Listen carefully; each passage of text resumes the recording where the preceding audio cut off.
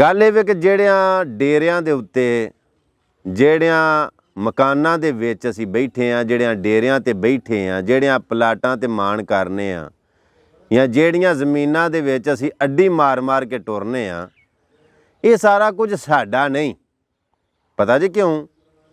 ਸਾਡੇ ਤੋਂ ਪਹਿਲਾਂ ਵੀ ਕੁਝ ਐਸੇ ਜੀਓ ਗੁਜ਼ਰੇ ਨੇ ਜੋ ਇਸੇ ਮਾਲਕੀ ਦੇ ਮਾਲਕ ਰਹੇ ਨੇ, ਲੇਕਿਨ ਉਹ ਟੁਰ ਗਏ ਨੇ ਆਪਣੀ ਆਪਣੀ ਵਾਰੀ ਦੇ ਨਾਲ। ਪਤਾ ਜੀ ਕਿਉਂ? ਸਦਾ ਬਾਦਸ਼ਾਹੀ ਰੱਬ ਦੇ ਘਰ ਏ ਤੇ ਹਕੀਕੀ ਮਾਲਕ ਅੱਲਾ ਹੀ ਹੈ। ਕੋਈ ਬੰਦਾ ਹਲ ਪਿਆ ਵਾਂਦਾ ਸੀ ਪੈਲੀ ਦੇ ਵਿੱਚ ਤੇ ਉਹਦੇ ਕੋਲੋਂ ਦੀ ਕੋਈ ਮੁਸਾਫਰ ਗੁਜ਼ਰਿਆ ਤੇ ਉਹਨੇ ਪੁੱਛਿਆ ਵੀ ਭਾਈ ਇਹ ਆਪਣੀ ਪਿਆ ਵੰਨ ਹੈ ਕਿ ਬਗਾਨੀ ਪਿਆ ਵੰਨ ਹੈ? ਤੇ ਉਸ ਆਖਿਆ ਆਪਣੀ ਬਗਾਨੀ ਦਾ ਮੈਨੂੰ ਨਹੀਂ ਪਤਾ, ਹੁਣ ਜੇ ਇੰਨਾ ਪਤਾ ਕਿ ਆਪਣੀ ਵਾਰੀ ਨਾਲ ਪਿਆ ਵੰਨ।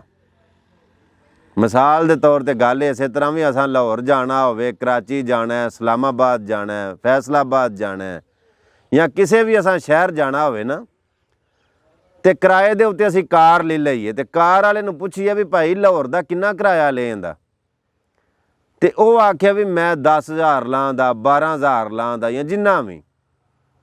ਹੁਣ ਉਹ ਜਿੰਨੀ ਦੇਰ ਵਾਸਤੇ ਅਸਾਂ ਉਹਦੇ ਕੋਲੋਂ ਕਿਰਾਏ ਤੇ ਗੱਡੀ ਲੈ ਲਈਏ ਨਾ, ਉਨੀ ਦੇਰ ਵਾਸਤੇ ਉਹ ਗੱਡੀ ਸਾਡੀ ਹੋ ਗਈ।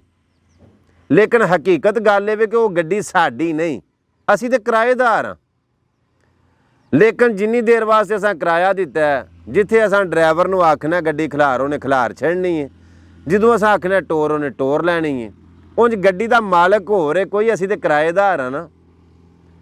ਇੱਥੇ ਬਾਬੇ ਕਸੂਰਮੰਦ ਨੇ ਸ਼ੇਰ ਬੋਲਿਆ, ਉਹਨੇ ਆਖਿਆ ਗੱਡੀ ਆ ਲਿਆ ਤੇਰੀ ਇਹ ਨਹੀਂ ਗੱਡੀ, ਗੱਡੀ ਹੋਰ ਕਿਸੇ ਖਰੀਦਾਰ ਦੀ ਏ।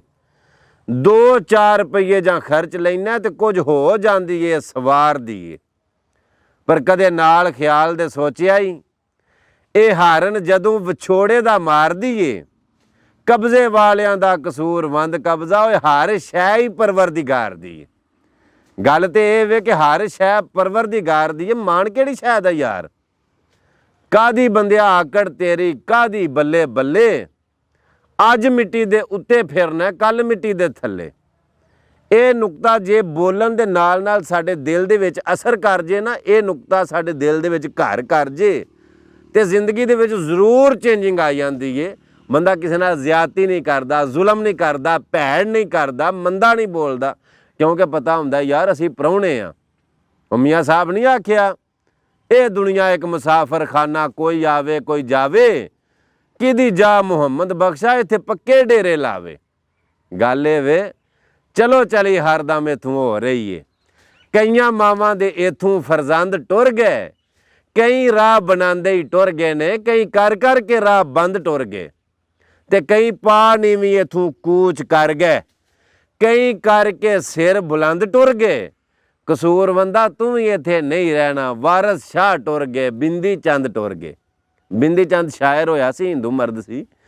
ਕਸੂਰਵੰਦਾ ਤੂੰ ਵੀ ਇੱਥੇ ਨਹੀਂ ਰਹਿਣਾ, ਵਾਰਸ ਸ਼ਾਹ ਟੁਰ ਗਏ, ਬਿੰਦੀ ਚੰਦ ਟੁਰ ਗਏ।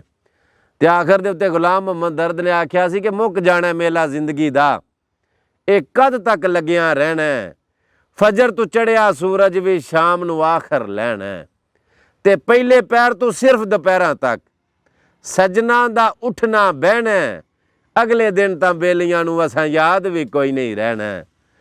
ਤੇ ਮੀਆਂ ਸਾਹਿਬ ਨੇ ਵੀ ਆਖਿਆ ਸੀ ਨਾ, ਲੱਪੀ ਬੁੱਕੀ ਮਿੱਟੀ ਪਾਉਂਦੇ, ਕਰਦੇ ਢੇਰ ਉਚੇਰਾ, ਪੜ ਦਰੂਦ ਘਰਾਂ ਨੂੰ ਜਾਂਦੇ, ਪਰਤ ਨਹੀਂ ਪਾਉਂਦੇ ਫੇਰਾ। ਜੇ ਗੱਲ ਚੰਗੀ ਲੱਗੀ ਹੋਏ ਤੇ ਅੱਗੇ ਸ਼ੇਅਰ ਜ਼ਰੂਰ ਕਰਿਓ ਜੀ। ਮੇਰੇ YouTube ਚੈਨਲ ਦਾ ਨਾਂ ਅਵੈਸ ਘੁੰਮਣ ਸਿਆਲਕੋਟੀ, ਔਰ ਮੇਰਾ ਫੇਸਬੁੱਕ ਦਾ ਪੇਜ ਵੀ ਇਸੇ ਨਾਂ ਤੋਂ, ਟਿਕਟਾਕ ਦੀ ID ਵੀ ਇਸੇ ਨਾਂ ਤੋਂ, ਔਰ ਮੇਰਾ ਫੇਸਬੁੱਕ ਦਾ ਪੇਜ ਅਵੈਸ ਅਹਿਮਦ ਘੁੰਮਣ ਦੇ ਨਾਂ ਤੋਂ। ਇਹਨੂੰ ਫਾਲੋ ਕਰ ਲਓ ਔਰ YouTube ਦਾ ਚੈਨਲ ਸਬਸਕ੍ਰਾਈਬ ਕਰ ਲਓ।